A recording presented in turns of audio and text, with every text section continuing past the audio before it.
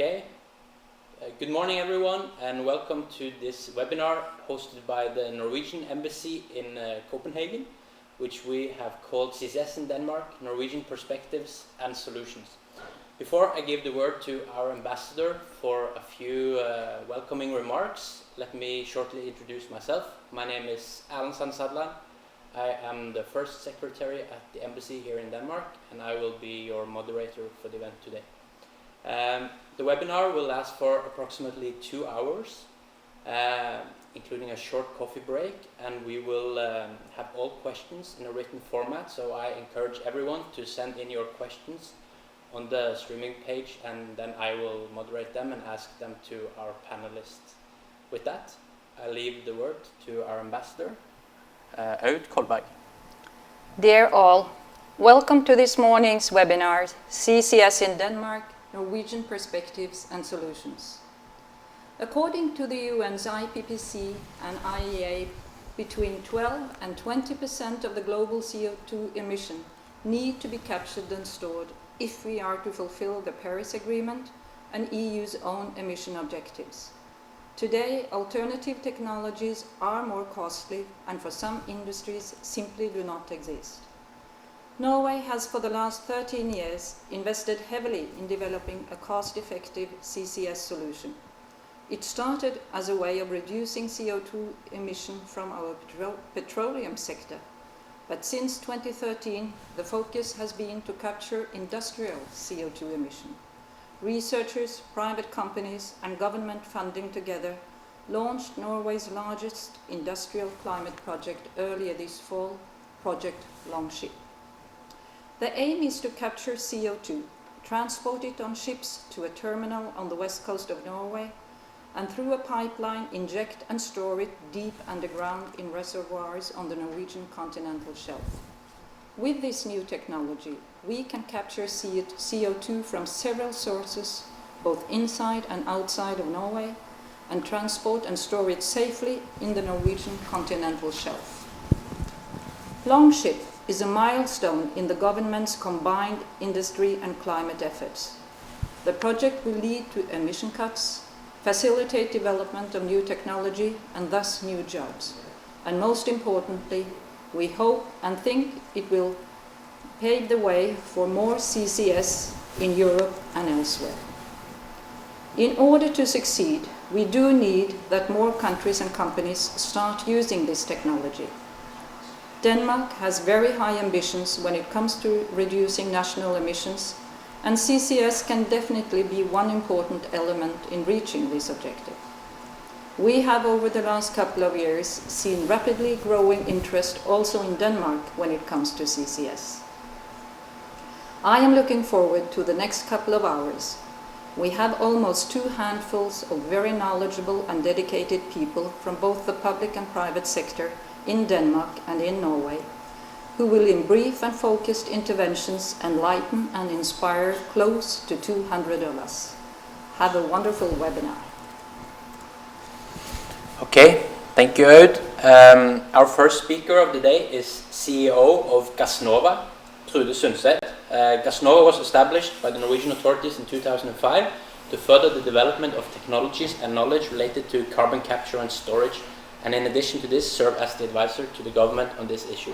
With that, I leave the word to you, Trude.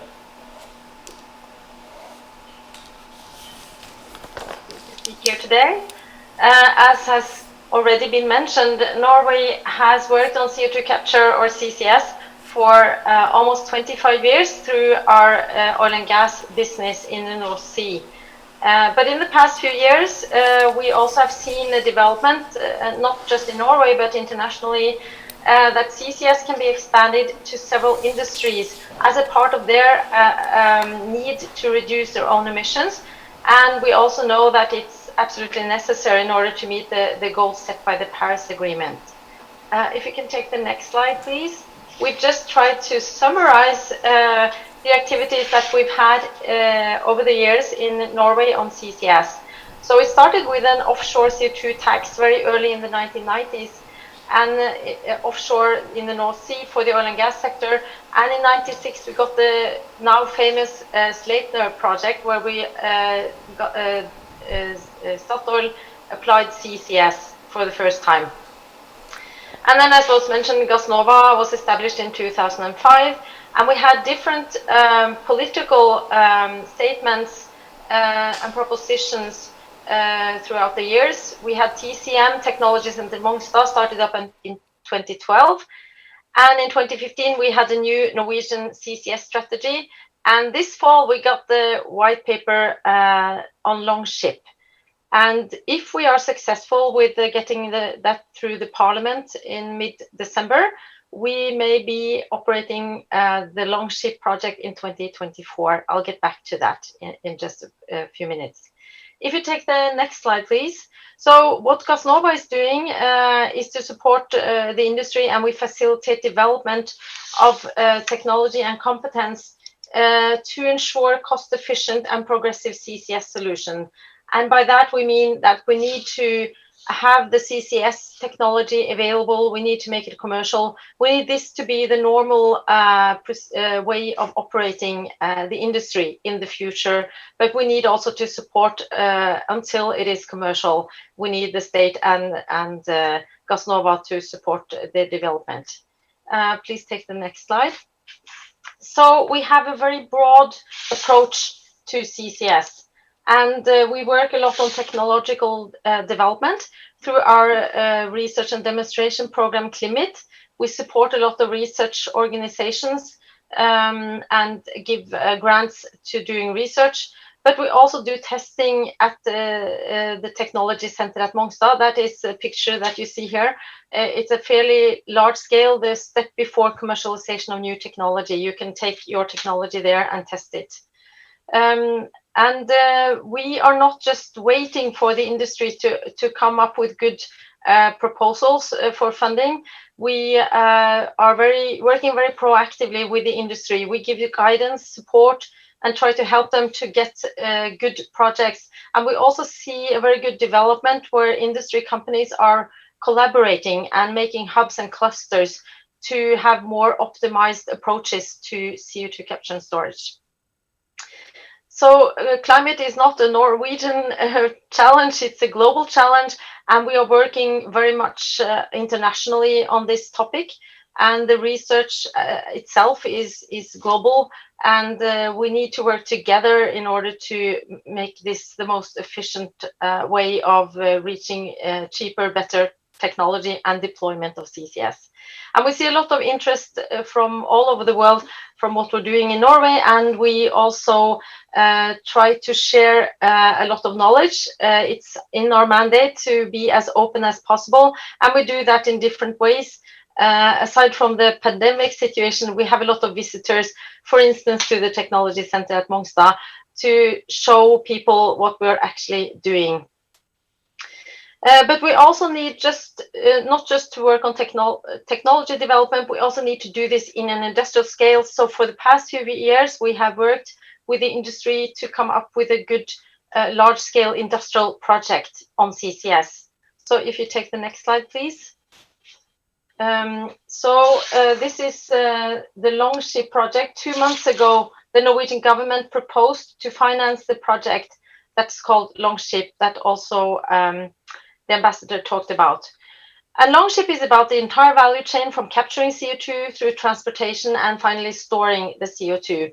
And the government is prepared to cover 2/3 of a total budget of 25 billion Norwegian krone, almost 2.5 billion euros. The budget includes both investment costs, but also support for 10 years of operational costs. And this is because we think it's not commercial yet, but it's important to be aware that the industry is also paying then 1/3. So the engagement from the industry is really key. The funding will support one capture project and partly fund a second capture plant, conditional to financing from other sources like the EU. And in addition, the government will support transportation and storage of CO2, and you'll hear more about this in a later presentation from the Northern Lights Consortium. So the industry will be responsible for constructing, operating, and running and owning their facilities, while the role of the state is to give financial support and to coordinate the industrial participants in the project. Norway's parliament will vote on the proposal next month in connection with next year's state budget. So that is December 15th. Will be an exciting day for us to see if that goes through. Longship will be Norway's biggest industrial climate project ever. If you take the next slide, please.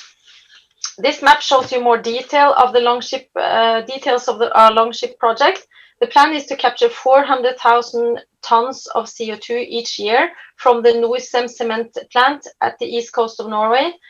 And Norcem is a part of the Heidelberg Cement Group, which is a large cement producer and have a lot of cement plants all around the world. And this is the project that is fully financed from the government. Furthermore, assuming they get additional funding from other sources, the plan is to also capture 400,000 tons of CO2 from a waste incinerator in Oslo called the Klemetsrud plant. It's owned and operated by Fortum Oslo Varme. And the captured CO2 will be transported using ships to the west coast of Norway, where the CO2 will be sent in a pipe through a pipeline offshore, and the CO2 will be injected 3,000 meters below the seafloor in a geological storage. And the transportation and storage part of Longship, as I briefly mentioned, will be operated by the Northern Lights Consortium, consisting of Equinor, Shell, and Total, who all have very long experience with this type of work. If you take the next slide, please. But Longship is not just a Norwegian project. In fact, it's a European project. And the plan is to build extra capacity in the CO2 store so that we can receive CO2 captured from many emission sources from different industries in various European countries. And the Northern Lights Consortium, as I'm sure you'll soon hear more about, is working very hard to attract customers for their CO2 storage. And they have already signed MOUs with 8 industry companies. And the latest signing was with Microsoft just a few weeks ago. And Microsoft is, of course, a big company, and it really wants to be a part of the Longship project for 2 reasons. They want to also use their knowledge and technology to optimize and see if you can make the solution of transportation and storage cheaper. But also they have very ambitious targets to be carbon negative by 2030. So they're also looking for this project to see how they can cut their emissions. So this is very exciting, I think. So I hope that this illustrates the Norwegian approach to CCS. We're willing to take the lead, make the first move, and invest in this infrastructure. But for this to be a success, we need to see other projects to follow from other parts of Europe. If you take the next slide, please. Well, we're of course very excited that Danish government has in their climate action plan stated that CCS is high on the agenda and a focus for Denmark. And we hope that as close neighbors, we'll be able to work on this together, and maybe you'll be interested in sailing on Longship together with us. But it's not new for us, the Danish interest. We've had a lot of contacts over the past at least 2-3 years, maybe more. And we actually had a delegation from Swedish authorities visiting Norway before the pandemic. And I believe it was a good meeting where we tried to share our experiences and to give support and guidance to Denmark. And recently I have recognized that Denmark has been a part of the AKER program, which is the EU, but also not just EU now, it's also US, Canada, and India has joined this. This is how to establish an infrastructure for testing new technologies. So that is a positive development, I think. If you take the next slide, please. As I said, Gassnova has the mandate to share knowledge, and we will soon come out with this report where we show what are our key lessons learned from developing Longship. There's a lot of generic learnings that we can take from this. We look at this, the main conclusion is it is absolutely possible and safe to build CCS. The challenge is on the commercial side and how to finance this solution. And then there's a lot of other learnings from how to regulate this and different things that we can be open on. When to choose technologies, for instance, and what you need to be aware of. So please look this up. It will soon be out on our website. If you take the next slide, please. Recently, the IEA came out with a new report on CCUS, and they state that CCS is absolutely necessary for the industry because industry accounts for 25% of the global CO2 emissions. But in addition to stating this, IEA focus on 4 main areas that we need to focus on. The first one is to place a value on emission reductions and to provide direct support for early CCUS projects. The second one is to coordinate and underwrite the development of industrial hubs with shared CO2 infrastructure. And the third one is to identify and encourage development of CO2 storages in key regions around the world. And the fourth one is to boost innovation to reduce costs. And guess what? The Longship project contributes to all 4 of these areas. And I hope that many others will read that report and really try to work along those 4 key areas we need to develop. So I hope that many of you will accept the following invitation if you take the last slide. So I'm happy to answer questions that you might have. Thank you very much. Thank you very much, Trude. We will come back to some questions after the next presentation, which will be held by Anders Hoffmann from the Ministry for Climate, Energy and Utilities here in Denmark. Anders, the word is yours. Thank you very much. Well, it's a pleasure to be able to present the Danish views on this. I mean, this has definitely been a place where Denmark have changed perspective. I mean, we used to be very much fans of wind turbines and really did not want to work on CCS until very recently, where we could see that it was definitely needed in order to fulfill our climate objective, as was just stated. So just if I should give a sort of a very brief overview of the Danish approach, I think it's important to say that in Denmark, as was already mentioned, we do have very sort of strong climate targets. So we have this reduction target of 70% reduction by 2030, and we have climate neutrality by 2050. So those are sort of the basic key challenges that we try to meet. We have that part of the Danish Climate Act, and we have to sort of live up to those targets because it's in the law, and the minister could lose his job if he doesn't live up to those. So in order to meet these targets, there have been several sort of climate action plans. Some of them, I don't know why my video just turned off, sorry. Okay, we had a climate investment agreement, which was just before the summer, and that has sort of a few key headlines. One of them is that Denmark want to invest in the new technologies. So we really want to invest in the technology of tomorrow, which is carbon capture and power to X. So that was very much in the center of that strategy. And if we try to look a bit more in detail, what that mean is that first of all, we had a political agreement that we should allow CO2 storage in Denmark. That was actually illegal currently, and there's now sort of major consensus about allowing that. So that was the first thing we need to do. Then secondly, and I think this is very important for today's topic, we are now working on allowing us to cross-border transport of CO2. It would be very difficult to work with Norway without that being in place. So that's also part of the agreement that we will look at the London Protocol. Thirdly, there's a put aside money, which is 16 billion Danish kroner for a subsidy scheme towards CO2 capture and storage. So we have actually taken sort of a very different approach from Norway, where you could see Norway have built the Longship that was just explained, sort of really focusing on developing one. I think the Denmark we will really try to sort of see whether we can use sort of auctioning types of scheme in order to capture CO2. So we have money set aside for a 20-year period in order to support that capture. We believe that would give us around slightly less than 1 million tons CO2 emissions reduction by 2030.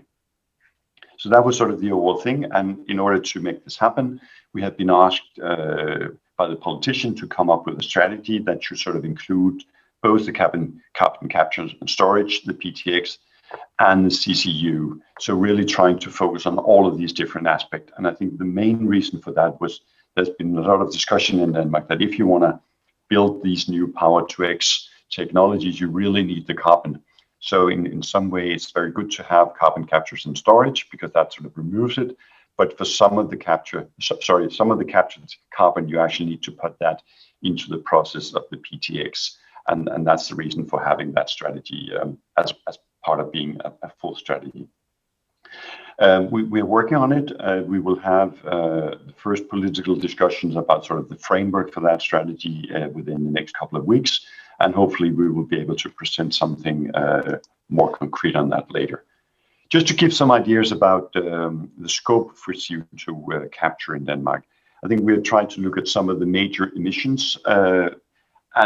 And basically, we believe that the potential for capture in Denmark is somewhere between 5 and 10 million tons in the range for 2030 to 2040. So that's sort of the basic total amount of CO2 we believe is possible to capture. Some of that comes from industry. So that's sort of some of it is burning of fossil fuel because you need the high temperature for those types of industry.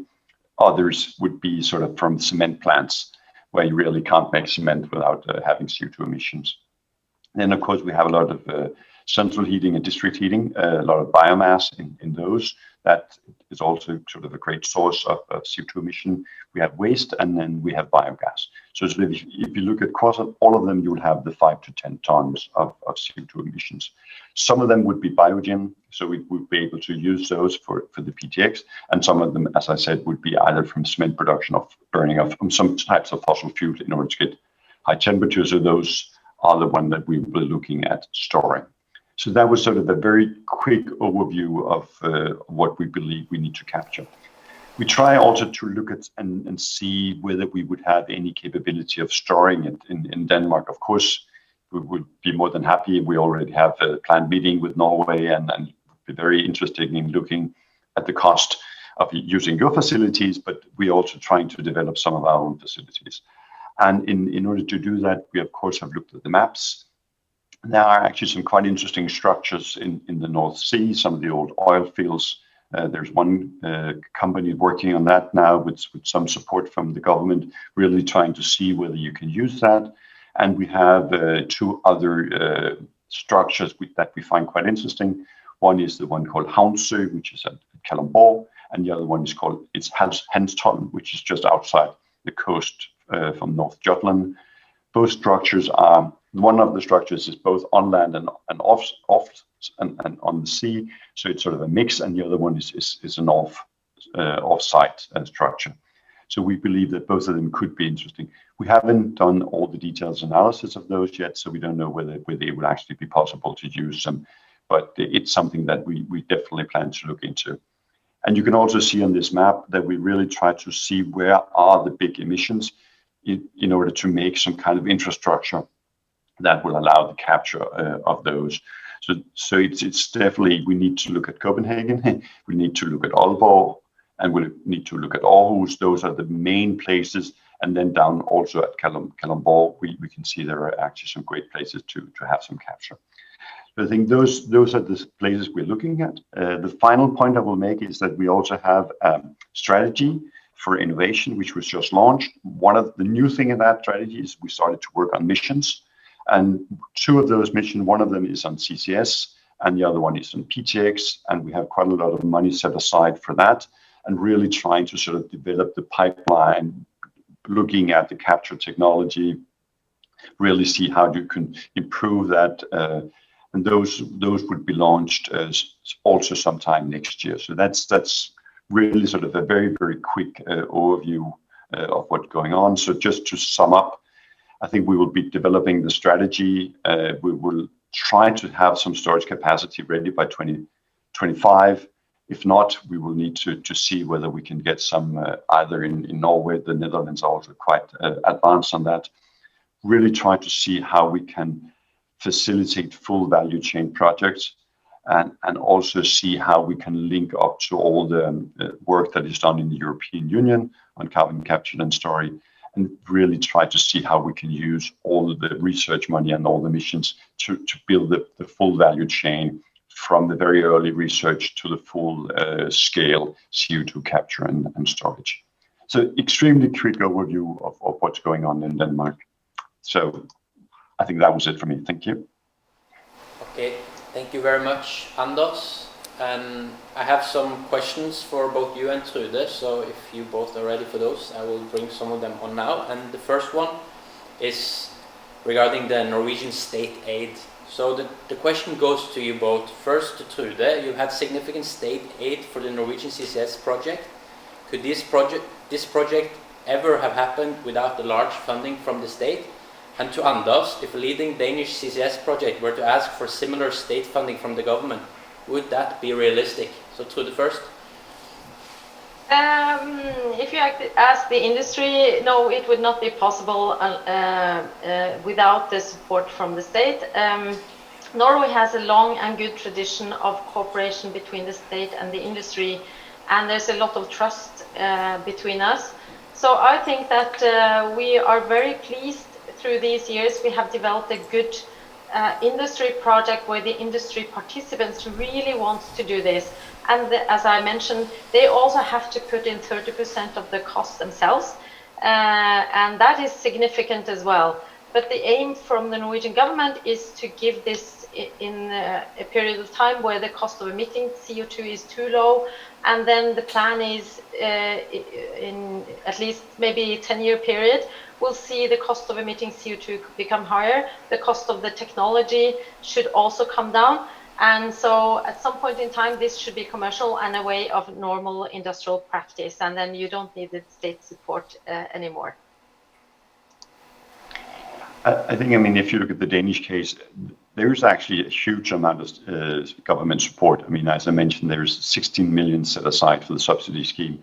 I think it's the difference between Denmark and Norway is just the approach. I mean, where you can see the Norwegian, as was just explained, was very much sort of focusing on developing a few projects together.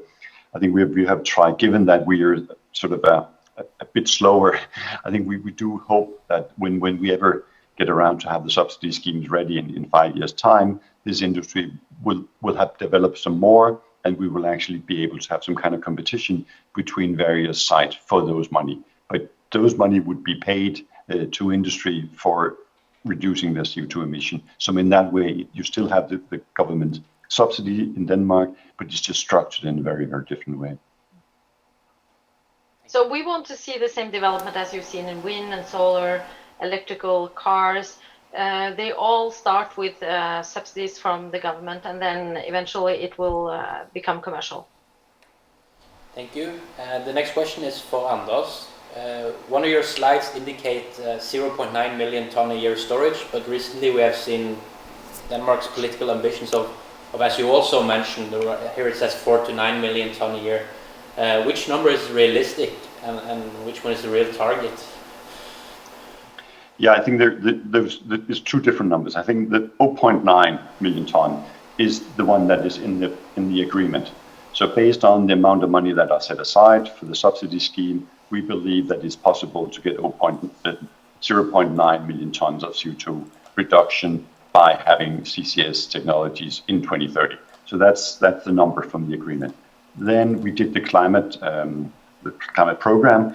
In that program, we have to illustrate whether it's possible or not to reach a 70% target. And in that one, we have several technologies which will develop over time. And in that, we use the number of the 5 to 9 million tons as sort of a possible case. So if we had all the money in the world, or we didn't even have to look at that, you could have 9 million tons CO2 captured and stored in Denmark in 2030. So those numbers are without looking at the cost. Whether it's expensive or not, we have not looked at that. It's simply, this is technical feasible, and because it's there, the emissions are there, and it's not completely out of scope. It's not that we find every CO2 emission in Denmark and try to capture that. It's based on capture on large facilities. So that's the difference between the two numbers. Thank you very much. The next question also goes to Anders, but also it could go to Trude, and she could talk about the Norwegian perspective. Which industries or point sources would you think are the first ones that could proceed to projects in Denmark? And then Trude, except for Norcem and also the planned one at Klemetsrud, what's the same reply for a Norwegian perspective? Anders? I think AKER would be the one that are sort of most advanced. So I think it's lucky that you would have them on the speaker list today. I mean, we have had many good discussions with them, and I think they're very advanced in their plans. So they would be a good candidate for a first mover. Of course, also our large cement plant, they've also worked on this for many, many years. So those, I think, would be the two that we are most aware of and have been most actively sort of engaging with us and with our subsidy schemes for this. So those could be two good candidates. But I'm sure as we move down the road, that others would appear. We see a very much increased interest also from Norwegian companies to be a part of CCS and to apply that.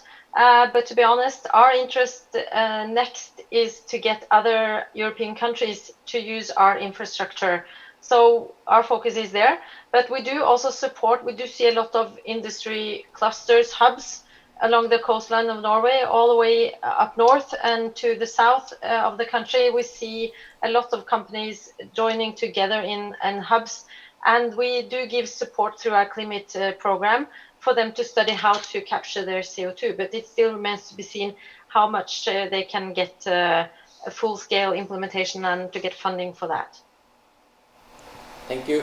One final question before we move on to the next part of the program. It also goes to Anders and the Danish perspective. Storage locations in operation by 2025 seems very ambitious, considering that there is no transportation infrastructure in place and the normal time needed characterization and development of storage reservoirs is much longer than 5 years. What mechanisms will the Danish government consider to use to accelerate this? I think a very good question. I mean, this is also what keeps us up at night, to be honest. I think there's basically two possibilities for 2025. I mean, one of them is, of course, what we see in the North Sea. I mean, I think INEOS is quite advanced in their work.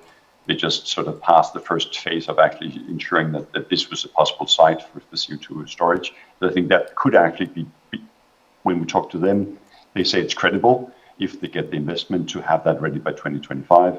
Otherwise, I'm pretty sure that what we're starting to do is to reach out and talk to Norway and the Netherlands to see whether they could offer some good prices. I mean, it basically boils down to what would be the cost of storage. And if Norway would send us a very good offer to host 0.5 million tons of CO2 by 2025, I mean, we would definitely look at that. Thank you very much. Now, thank you to Trude and thank you to Anders for two very interesting presentations. And now we had a governmental perspective, and then we move on to the industry. And we start with Kjetil Wilhelmsen from the Northern Lights Consortium in Norway, consisting of 3 companies, AKER, Total and Shell. Kjetil, the floor is yours. Thank you. Can you hear me? We can hear you, but I cannot see you yet. No, the screen seems to have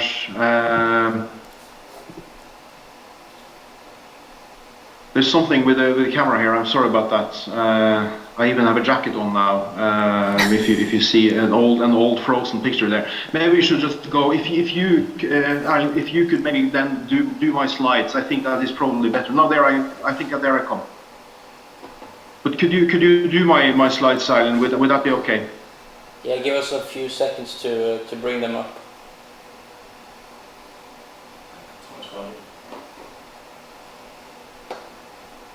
We'll just bring them up here, and then we can run them for you. Because there's something with my internet connection. I'm really sorry about that. Yeah. No, I think we have them on. We have them on now. So yeah. we're at slide 1, so you can just start. Yeah, now we can see you as well. Very good, thank you. Yeah, perfect. Thank you so much. Thank you. Apologies for the technical small issues there. So Look, as Trude already mentioned, we are a joint venture in Northern Lights by 3 companies, and you see them on the top slide, the top right-hand side corner there. Equinor, Shell, and Total, all famous for upstream oil and gas activities, and that is what we've been doing for decades and decades, all 3 of us. We are now, of course, as all the IOCs, faced with a challenge: what do we do with the energy transition? And Northern Lights CCS is part of the answer for all 3 of our companies. If we go to the next one, please. I think the really large question here is around, the energy transition and the roles of CCS.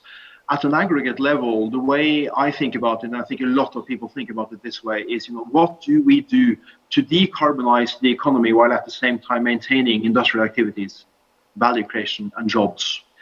I think in Brussels, in Copenhagen, in Oslo, across Europe and the world, quite frankly, all policymakers are thinking about this, because I think everyone realizes, with some exceptions, that the global warming is real, but at the same time we also need to maintain industrial activities and jobs.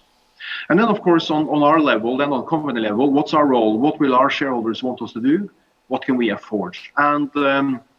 And as Trude was already mentioning, we have decided in Norway, then, Equinor, Shell, and Total, to actually say that we can afford Northern Lights CCS with significant help from Norwegian authorities, without which I think it is fair to say that this would not have been able to do.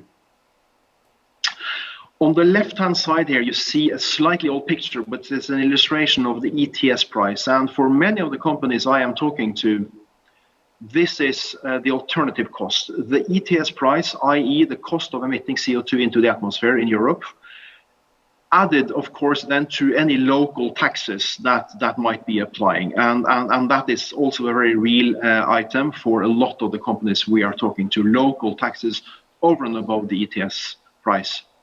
I think another interesting thing is this gray box to the right-hand side there. What will the ETS price do in the future? Availability of subsidies, and is there a market for decarbonized end products? I think preliminary answers to all of these 3 questions are favorable to CCS.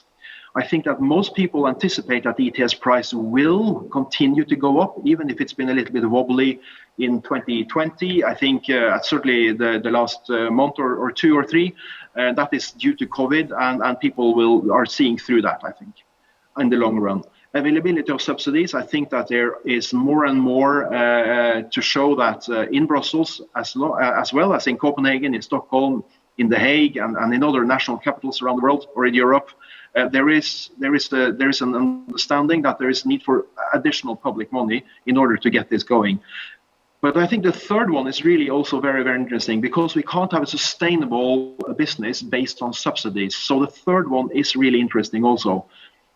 And what I am picking up is that there is an emerging market for decarbonized end products. I am talking to steel producers in continental Europe that are saying they are talking to car manufacturers in Europe, and these car manufacturers would be willing to pay a higher price for decarbonized or green steel. And I think that then starts looking like a very interesting dynamics.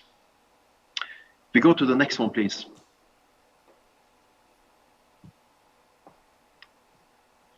Here you see, though, so taking away sort of from that big picture, let's go to the smaller picture, if you like. Not that it's that small, because it is about the Northern Lights and it is industrial scale. But this is what you see as the Norwegian demonstration project. Not going to go too heavily into this, but just to remind ourselves, as Trude already said, Northern Lights, scope of Northern Lights is really to the right of that red bold line that you see on the left-hand side of this image. The other one on the right-hand side here, you see southern Scandinavia, Norway and Sweden, and you see a dotted line coming from the continent, third parties. I think that is becoming less and less dotted and more a full line. There are more and more signals that we are going to make it in terms of getting actual paying customers to Northern Lights from Europe. We go to the next one, please. I'm not going to go into all the details here on the concept overview, but what really are the highlights again is that we have a pipeline 100 kilometers offshore. We have a subsea facility that is going to be tied into the Oseberg field for umbilical. The water depth is approximately 300 meters at this location, and then the reservoir that we're going to inject CO2 into is 2 to 3 kilometers into the subsurface. And that subsurface is a saline aquifer. So it is not a depleted gas field that many people are looking at in the Netherlands, maybe in Denmark, in other places around Europe and the world.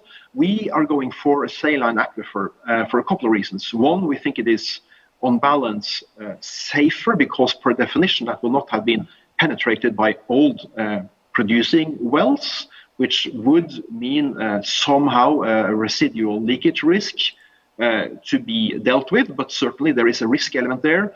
The other part of it is that the saline aquifer that we have identified is relatively close to the Norwegian shoreline, and so the pipeline distance, which then shorter or half actually of what you would otherwise go to if you had to go to Norway today. At the bottom of this slide here, you see interesting rates, I think. So those are the two capacities for what we talk about as phase 1 and phase 2. So phase 1 that we took FID on in May, and that we are waiting for the authorities to confirm or reconfirm from their side in December, is 1.5 million tons. And that's really the size of the onshore facilities that we have. We have approximately 400,000 tons a year from the two plants in Norway, the cement factory and the waste to energy plant. So assuming both of them get the green light from the authorities, that adds up to 800,000 tons. That means that I have 700,000 tons, i.e. the delta between 1.5 and 800.8 is 700,000 tons that I can monetize, that I can sell to potential third-party customers, paying customers. If only one of them gets through, get the green light, then I have 1.5 million tons. If and when we expand the facilities to into phase 2, then we will get 3.5 million tons incremental capacity, so a total capacity of 5 million tons. That will be subject to an independent investment decision by AKER, Shell and Total as the Northern Lights joint venture. Completely independent, I think we are very much expecting completely independent of state subsidies. We are not anticipating any state subsidies for that phase if and when we get to that. The pipeline is what is holding us back for going even longer will be phase 2, because that is what we have, that pipeline has 5 million tons a year as a capacity. Now, if you go to the next one, please. Is there a business case? If we remember 1.5 and 5 million tons as numbers in the back of our mind, this next illustration shows that, in my mind, there is a massive business opportunity in Europe. Each of these dots represent at least 100,000 tons, many of them much more. And you can see Andrava and Carbon Limits, the logos there at the bottom. It's from them that we have this map. It's very useful for us. On the right-hand side, you see sectors that we believe have the largest potential. Waste to energy, cement, biomass and biofuel, refineries, fertilizers, steel, natural gas, even direct air capture. What is interesting about this list is that partly it grows. So direct air capture is a relatively new add-on to this. It might also shrink a little bit over time because there might be less interest in refineries or natural gas production, for example, in Europe. I don't know. I think that's a very long time into the future, though. But certainly a lot of these industries will continue to emit CO2 in Europe even after the energy transition has been completed, if you like. So when Europe is full of windmills, solar panels and batteries, there will still be cement factories. There will still be waste to energy. There will still be fertilizer production and seed production. Because, like I said on one of the top slides there, we need to maintain industrial activities. And these are industrial activities that are creating a lot of jobs around Europe. So if we go to the next one, please, then very quickly we see some of the numbers that are interesting. I'm not going to bore you with these numbers, but what you see again, compare 1.5 billion tons a year to 1.5 million tons a year that we took FID on, and we see, well, the sky is the limit. The problem is not that there is not enough CO2, the problem is obviously that there is too much CO2. That's why we do CCS in the first place. The next one then, again, please, Erlend, is one where you can see sort of an initial build-up, a staircase of what this can look like potentially. At the bottom, you see a timeline. 2020 is in bold because that is the year of FID. Then the next year in bold is 2024 because that is when we will be ready to take delivery of the first molecules of CO2. In this illustration, I have assumed that both the cement factory Heidelberg and Fortum Oslo Varme, the waste to energy plant, are getting the green light from authorities. And then notionally a project A and a project B. Based on the interest we're seeing so far, in this illustration, I'm assuming that maybe a phase 2 can start in 2026. I have to underline, though, that that is very notional, and it is subject to standalone, independent investment decisions that all three companies will have to make. But based on the industry, the interest we're seeing so far from industry, I think this is a fair ambition to go after. You also see here on this map Northern Europe, of course, and you see that we are talking to companies, large industrial emitters in virtually every single one of these countries. If we go to the next one, the MOUs were mentioned already right through there, and we are very happy about that. You see here 9 companies, 7 of which were signed. Could I just ask you to finish in about July 30 seconds? I have a few interesting questions for you here as well. That's fine. This is the last one. This is the last one. So this is good. These 9. What we like about these is that they represent a wide variety of different European countries and a wide variety of different industries in Europe. Again, it is a very good indication that there is interest in CCS from European emitters, and even as through the highlighted in the US with Microsoft. And I think we're going to see more of those. That was the last slide I wanted to share this morning. Thank you very much, Kjetil. So I have some interesting questions for you here, and we'll start with the most interesting and important one for a lot of actors and a lot of participants on this webinar, which is what will be the cost for third partners to store CO2 in the Norwegian storage? And would the Longship project itself manage to transport to Norway? So the easy one first, the second one is easy. Yes, absolutely. We will a priori have the ships. That is part of our business case, that we will have ships and we will transport CO2 to Norway. We are willing to entertain conversations where emitters are saying, well, we'd like to do our own transportation, thank you very much. If they can do that and they deliver CO2 to us, West Coast Norway, that is probably also all right. Now, the more difficult question is around tariffs. It's an obvious question. What we are aiming to do is to establish long-term sustainable industrial relationships with serious companies across Europe.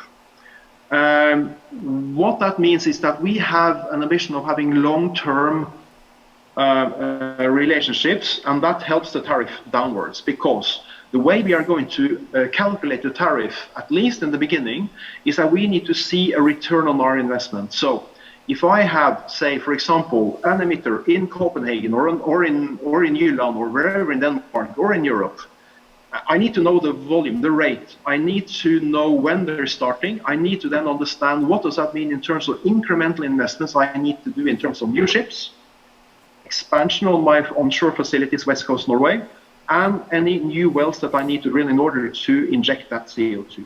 So based on that investment, I can then start calculating a return, and that return I will get from a tariff.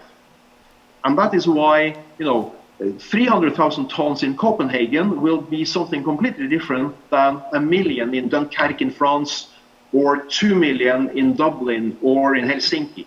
So there is no tariff that is going to be off the shelf, this is the tariff per molecule. It has to be a function of the particulars of the customer that we're talking to. At least in the beginning, it has to be like that, because otherwise, I think our companies, Equinor, Shell, and Total, are not going to be willing to take the risk. We need to have a certain return on that investment. That is not going to be a massive return. We do not anticipate that this is going to be upstream oil and gas kind of returns. That would be unreasonable, unrealistic, but it has to be decent enough for us to see a viable future going forward. And why I say that is that in one of the first slides I showed, what is the role of us as companies? Well, what can our shareholders afford? It comes back to what our shareholders can afford, and that is true for us. It's true for AKER. It's true for all the private players in this space. Perfect. Thank you very much. So that's a long-winding response to a very complicated question. What we're doing is that we have specific conversations with specific emitters where we are concrete on tariff ranges, where we also have that as a part of a wider conversation about risk allocation, liabilities allocation, because it goes into wider discussion on how the commercial construct between us on the one hand and the emitter on the other hand is designed. Thank you, Kjetil. I don't think we have time for any further questions at this stage, but if Kjetil remains with us towards the end of the webinar, there might be a few extra questions. Time for a few extra questions then. Our next presenter comes from. Thank you. Thank you very much. Our next presenter comes from one of the more famous companies in Norway, the AKER system, but the company itself is very new. AKER Carbon Capture. Jon Kristoffer Knudsen, the floor is yours. Thank you.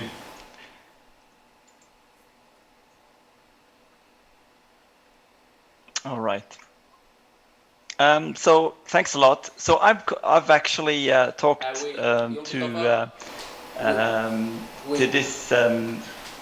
We see the wrong part of the slide. We see the sort of wrong part of the slide. All right. So let me just reshare it again. Hang on. Just two seconds. I'll just get my mouse over to the other. Yeah, display settings, and then you can click swap display settings at the top of the screen. Here we go. There we go. All right. Okay, so I've called this presentation, has Norway taken the lead, or is there a Danish opportunity? Because we certainly know that we don't like to be beaten on the finish line, but there are certainly Danish opportunities as well when it comes to CCS and CCU. And there are some key talking points about today. It's about experience that the Danish industries and emitters can experience, can benefit from the experience of the Norwegian industry. It's about scale, that we are now moving into a phase where the ability to deliver at scale, large scale carbon capture plant is important. But it's also about some of the learnings that we've taken along the way. When we delivered the Technology Center Mongstad plant in 2012, HSE was on the agenda, and that's an agenda which we see more and more important when we are realizing large-scale carbon capture plants. But the most important, this is happening now. And if we look towards this week in particular, this week we're glad to sign the EPC delivery of the Heidelberg Cement Brevik plant, which is a 400,000 ton capture unit, which is going to deliver CO2 to the Northern Lights project and the Longship project. And this is actually a picture that was taken earlier this week when we had the signing, and we're now just waiting for the approval from the ministry or the parliament. And I think what this shows is that it's no longer a discussion about if it's going to happen. It's now a discussion about how quickly is it going to happen. And the fact that large-scale emitters like Heidelberg Cement in the world are taking steps at this size is important for not only from Norway, but for all industry emitters that are looking towards a greener future. But Denmark and Norway is not the only one that are looking at CCS. And this is a picture from just 2 weeks ago, where we're just completing now the testing of our blue hydrogen setup with an SMR technology at the Preem refinery in Sweden, a project that has also been supported by the Norwegian state and through then Gassnova and the climate system. And this is important because hydrogen plays an important role going forward. And if you look towards our history, this is just another chapter of a change that has been going on for nearly 200 years, where we recently, as you mentioned, Alan, spun off the offshore wind and the carbon capture entities into separate businesses in the AKER group. Because I think most of the emitters that we're talking to these days, they have tried energy efficiency. They've certainly tried to find renewables and other alternatives to reduce their CO2 footprint. And then they've come to a conclusion where carbon capture, utilization and storage is the only way forward. And that's not just because power generation will need something to rely on when there is little wind, but it's also because we recognize that steel and cement and all other important building blocks towards the renewables business will be important also going forward. In Norway, the long-term investment from the state and from the Norwegian industry is an important enabler for where we are today. Not only have we the first one to, together with Statoil, deliver the Sleipner platform in Icon when it comes to storage, and somewhere where we today see that most of the businesses wanting to venture into storage offshore are coming to Equinor and to learn from the experiences that has been delivered at the Sleipner platform. But what we're looking at now is that commercialization and commercial scale contracts are now being signed, as we saw earlier. Aker Carbon Capture is focused on carbon capture, meaning that when we're delivering our plant to the Norcem Heidelberg Cement in Brevik, we focus on the capture unit, the liquefaction of it, and the intermediate storage on the quay side before the Northern Lights and Kjetil's boats will come on and pick up the CO2.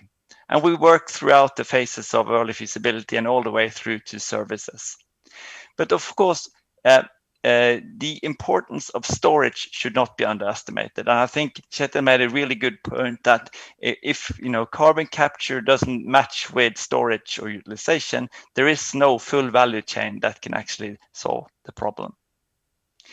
The investments from our side has been quite significant, not only towards the delivery of large-scale fields and large-scale projects, which were unfortunately stopped, but also the development of a technology which is HSE friendly. Because when we were commissioned to deliver the technology center Mongstad and design and deliver that EPC in 2012, we met concerns about HSE, and we had to tackle those as we went throughout the delivery of the Mongstad plant. And when you look at this picture, which is from a test we conducted at the Heilbronn site in Germany, you can get a feeling of how different it is when you're trying to apply standard technology in the amine-based carbon capture world towards the flue gas. And then what we achieved by working with SINTEF and 45 researchers, more than 96 different tests being conducted over 8 years in order to come to the proprietary solvent that you see on the bottom here. Because what you're looking when you're realizing carbon capture at scale is that you need something which has a very good performance, but you need something which also has an attractive HSE profile. Very few of our large and very large customers would like to realize carbon capture plant if they are HSE friendly. Our carbon capture plants come in both the compact versions and the big catch versions, and are commercially available today. It's a proven technology and can be delivered in down to 15 months. And we also offer plants for offshore use, for usage, for instance, on the FPSOs, as you can see here. The new storage projects that have been described here today, including the Green Sand project for Enos Oil and Gas, but also the Ravenna project that was recently announced by Eni, has a great promise to the CCS industry. Our focus is, of course, right now to get started with the Norcem project, which is our piece of the puzzle in the Longship project, which is going to be important not only to get started with the industry, but also to spread the learning and achieve some of the cost reductions that are necessary in order to realize carbon capture at scale. Because as Kjetil talked about, many of our customers are looking towards the ETS price as one of the levers. But more importantly, there are national and regional taxes and incentive schemes being added to the total cost of emitting CO2, which drives the industry in this direction. At the same time, there is a big necessary understanding that we need to move forward with lower cost. We have cut the cost of carbon capture by 90% since we delivered the Technology Center Mongstad in 2012, and we aim to cut the cost further, up towards 50% over the next decade. So there is an opportunity for Danish fast-track industries, like we heard earlier today, that we are aiming for. And just an example to close off, this is an example where we are working with INEOS Oil and Gas and all the emitters in the Aalborg area to look at how can the Aalborg area benefit from some of the investments that have been done by Norwegian industry.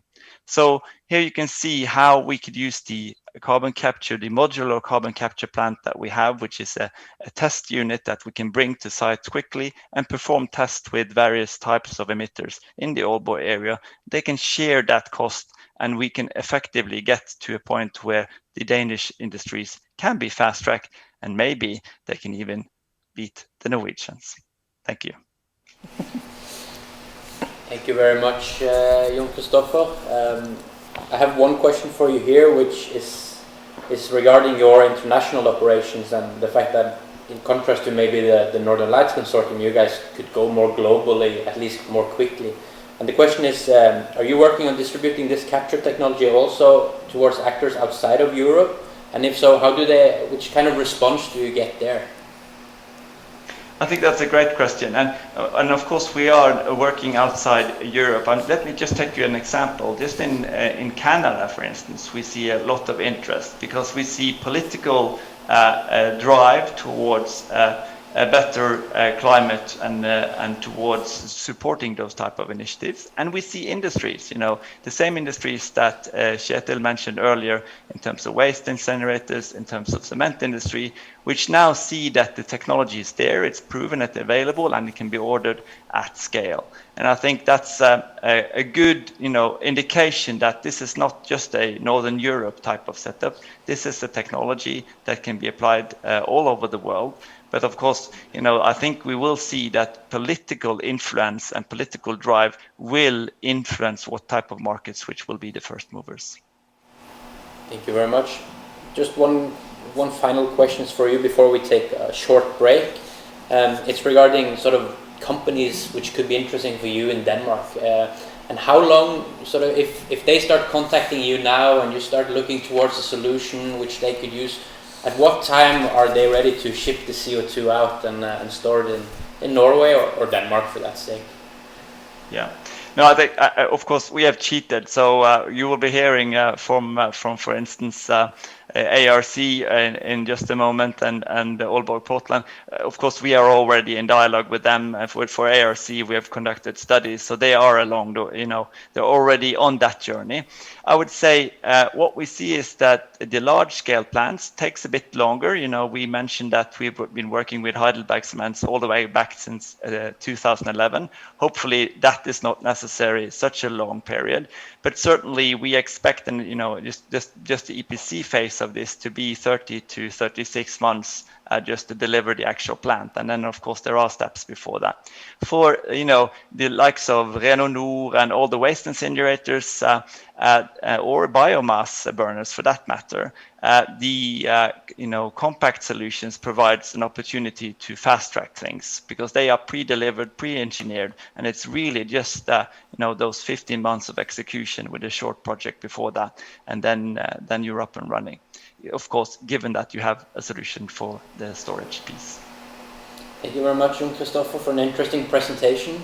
Now we take a short break. We'll be back at 11:15, where we will have a few more presentations from some Norwegian companies, and then towards the end of the webinar we will round off with presentations from Aalborg Portland and ARC, which already has been mentioned several times today, and we look forward to that. So we'll be back at 11:15 with compact carbon capture for the next presentation. Thank you.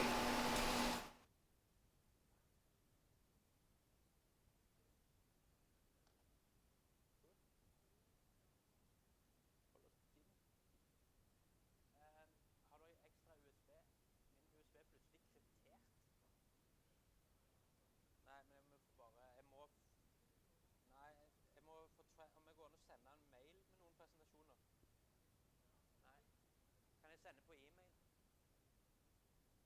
Kan jeg sende to presentasjoner på e-mail til noen av dere? Ja, fordi jeg får ikke lov å bruke andre USB-er. Og min har plutselig blitt kryptert. Kan jeg sende til deg? Nei. Her. Så sender jeg deg to presentasjoner.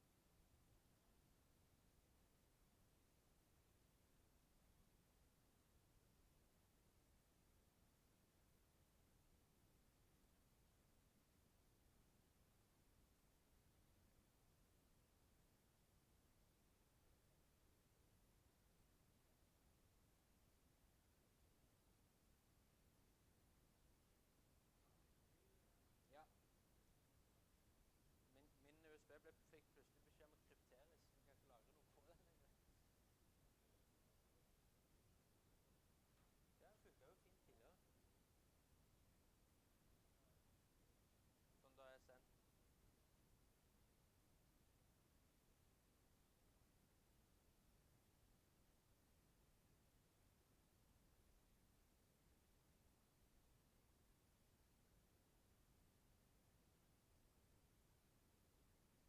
Ser det greit ut det? Ja. Det er jo 114 på det meste. Det er jo bedre enn frykt. Ja, sendt, ja. Skal vi se, det tar kanskje litt tid, så det er jo litt treg. Det er jo litt størrelse på de. Men de sender den nå.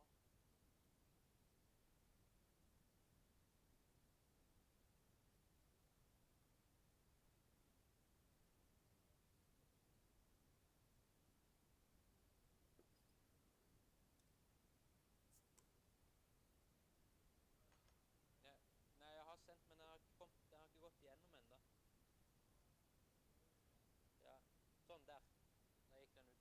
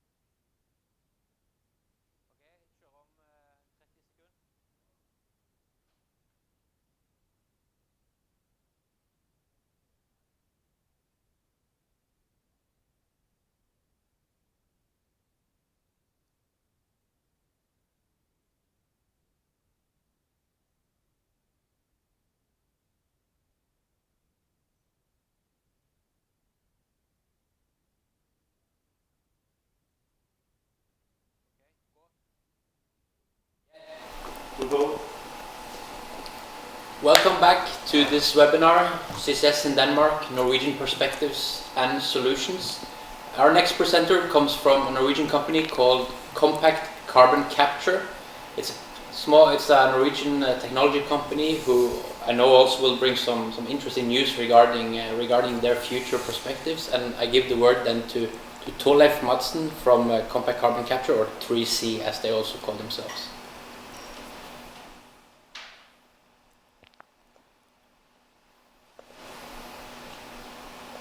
So could you see my screen? Yes. Could you see my screen? Yes, go ahead, Torleif. Super. I'd like to start off with this slide. Since we are a fairly young company, it's also important to emphasize that the technology was started to develop in 2008. It was initiated by Equinor, which wanted to address the issue of offshore CO2 capture, so capturing CO2 from offshore installation, and with focus then, of course, on weight and size. They gathered a handful of companies, including Fjell Technology Group and Sintef. They had this group consisting over time. In 2014, they handed the project management to Fjell Technology Group. And since then, at least, Climate has been a very large contributor to the funding of the technology, and Equinor also continued to fund and provide resources, and they still do. Since 2018, we have a lot of namings and awards to our name. The recent is the Energy Innovation Pioneer at CERAWeek in Houston. We've been one of the 4 technologies to present at the OGCI Climate Investment CO2 venue in Chicago, and we were also elected as one of 6 companies to be a part of the Repsol Accelerator program. This is from Berlin, where we joined the Crown Prince of Norway in the Green Tech Awards. What I would like to announce is that we were recently acquired by Baker Hughes. This is a clip from Financial Times, and of course this allows us to increase both speed and scope of the technology to make an even larger impact both in time and geographical areas. What makes our technology unique is that we have introduced high G-forces to the chemistry or distribution of solvents. So I think Jon Kristoffer and AKER explained very well the importance of solvents in CO2 capture. And we are solvent neutral. We could utilize every solvent, AKER solvent, enzymatic solvents, which is basically proteins, or other solvent combinations. And we have been focused on the process technology. So by introducing high G, very simplified explanation is that we are reducing the necessity of retention time between the solvent and everything else. So as you can see in the next slide, we are able to do the same things as conventional technology, but in a very much smaller size. So in principle, we are reducing the absorber in height, and then we have combined the reboiler and desorber for stripping CO2. So you have the flue gas going into the absorber. We are cleansing it from CO2 by adding solvents. This flue gas is exiting through the absorber without CO2. And then we are taking the solvent from the absorber, putting it into the stripping unit where we have it heated to release the CO2, and then the solvent is in loop. It's basically the same as every other conventional provider of technologies. But you could see the size difference. This is approximately the same scale. We have added on the Leaning Tower of Pisa to compare the heights towards a conventional technology. This is the TCM Mongstad, referred to in the later presentation. And On refinery flue gas, this has the capacity of approximately 100,000 tons. This is the absorption tower of conventional CO2 capture technology, and this is the size of an absorber with a capacity exceeding 200,000 tons.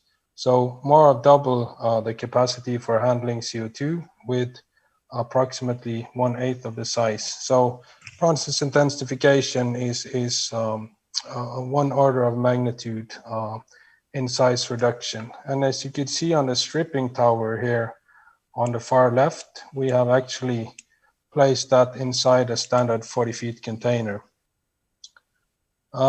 This is an industrial size module. It could be produced in several sizes. We are standardizing and scaling them by modules. And by this, we think we're addressing a lot of issues for the industry. This is a picture describing some issues. There's often there's lack of places to put CO2 capture technologies on, and there's a lot of different chimneys emitting CO2. It's not all about one large chimney or one large point of emission.